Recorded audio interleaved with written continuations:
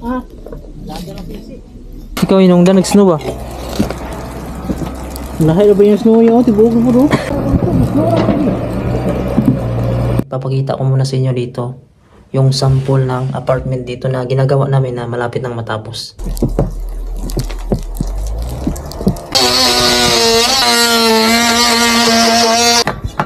So yan yung natapos muna namin ngayon mga kabayan. Papahinga kami dahil medyo malamig. Ngayon mga kabayan, papahinga muna tayo.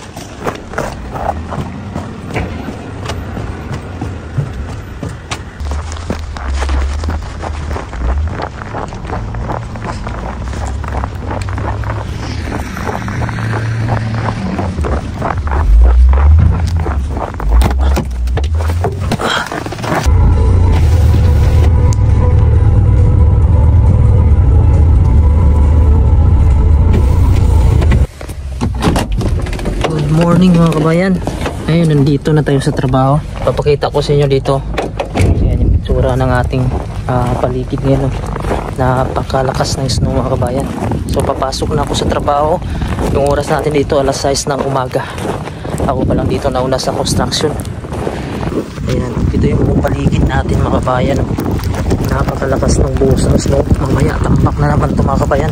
Tapos medyo malakas yung hangin. Ayan yung construction namin. Ayan, grabe. Good morning mga kabayan. Sa mga kapwa ko electrician, papakita ko sa inyo dito kung ano yung trabaho namin dito sa lugar ng Greenland. So ito yung lugar natin, puting-puti ng mga snow at makulimlim pa rin. Ganitong panahon mag alas 10 na ng umaga pero makulimlim. Ayan. So maglalagay kami dito ng wire. Vlogger po. Ayan, so ayan ang kasama natin, Pilipino. So dalawa kami dito nagtatrabaho. Ang gagawin namin ngayon ay maglalatag kami ng wire dito. Lalagyan namin ng flexible. Papakita ko sa inyo. Ito yung gagawin namin ngayon mga kabayan. Itong wire na to, 4 na wire, papasok namin dito sa flexible. Ayan, ito yung flexible. Medyo napakahaba lang tong wire na to dahil ipapasok sa loob ng wire. So ito yung mga kamay natin ngayon, no? Basa-basa na ng snow yung sapatos natin at medyas at yung kamay. Ayan, kasama ko. So ito yung ipapasok namin sa flexible. Ayan mga kabayan, ito yung wire mga kabayan. Sobrang laki to, nasa 150 mm yung size nito, 4 na piraso. Sobrang hirap ipasok kasi napakataas at napakadulas yung daanan dito sa ilalim dahil marami ng snow. At saka ang bigat nito, dalawa lang kami ng kasama ko. Ngayon nagpahinga kami dahil nga hindi pa namin kinaya, naubos na yung lakas namin. Ito, ang laki kasi nitong wire na to, you know, 150 mm yung size, tapos 4 na piraso. Siguro nasa 20 meters or 30 meters. Papasok pa yan kasi sa itaas. Susuplayan yung heating system na yan. Lagi ng PC. Danlog. It's open.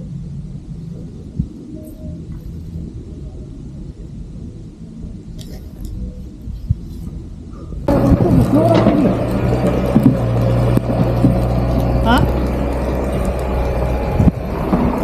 Ikaw inungdan nag-snow ba? Lahat ba yung snow yun? Tibok mo bro. Murag mga styro no. Dagan sa style ka ng snow ba? Kini ko na, di man makabasa. Hindi, likuan dyan, bilog-bilog na wan.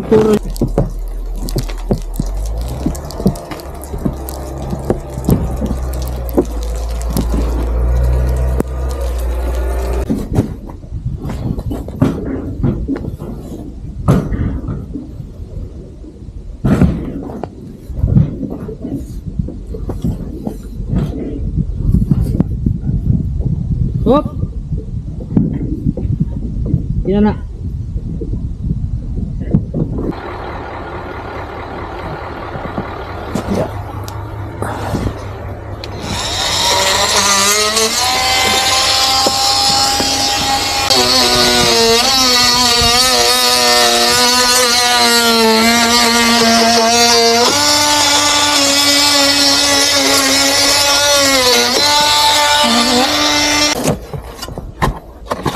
Ayan.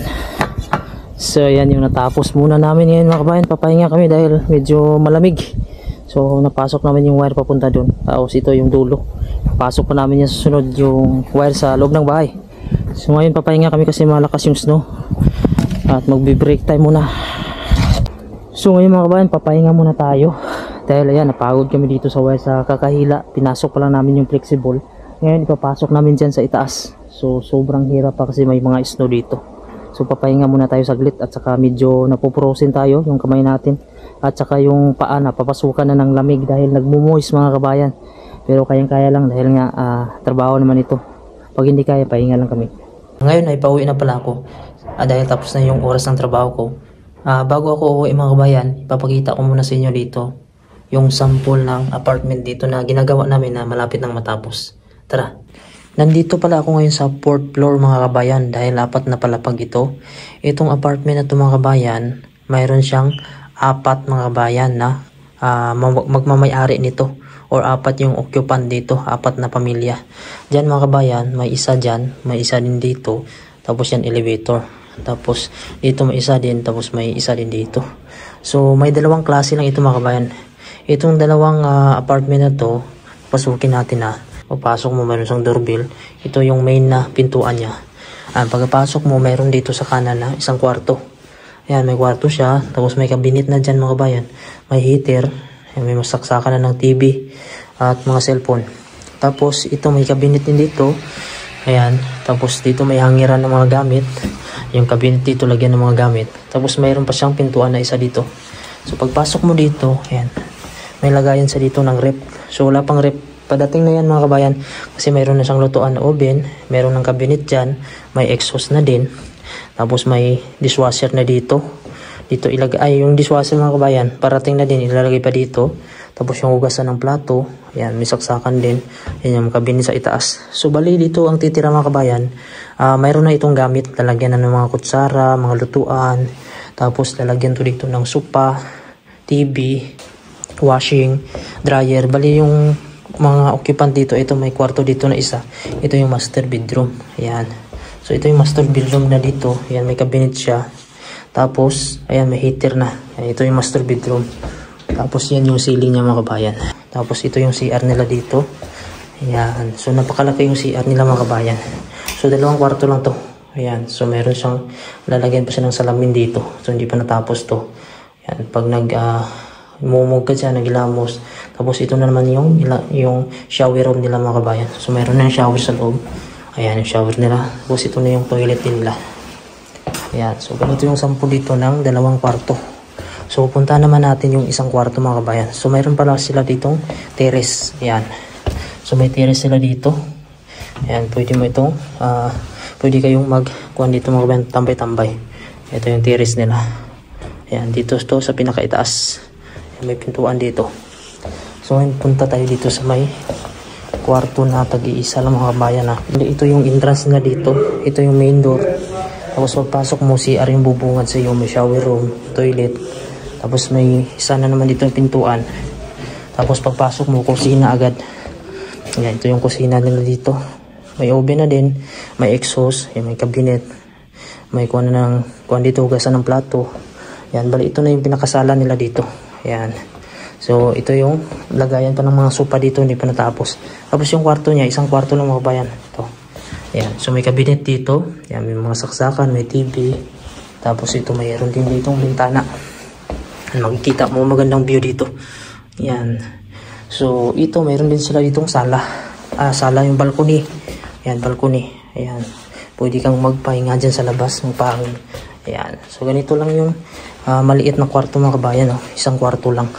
Para sa maliit na pamilya. Kung may isa kayong anak, pwede. Ayan. So, napakalaki na din ito mga kabayan. So, yan yung ceiling. Ayun, dito na kami ngayon mga kabayan. Sinundo ko yung misis ko. Tapos yung langit natin mga kabayan, no? Nagko-color pink yung mga ulap. Ito yung panahon natin, alas 5 dito mga kabayan. Medyo mailiwanag-liwanag na yung alas 5. Hindi kagaya dati na alas 3 ng hapon, talagang wala na, madilim na talaga. So pabalik na yung araw mga kabayan. Medyo unti-unti na siyang lumiliwanag. So ito yung panahon namin. So ngayon papasok na kami ng bahay mga kabayan, no? Medyo makapal pa rin yung snow dito sa itaas, oh. Ito yung madadaanan natin. Maaliwalas yung panahon ngayon. Medyo manipis lang yung ulap.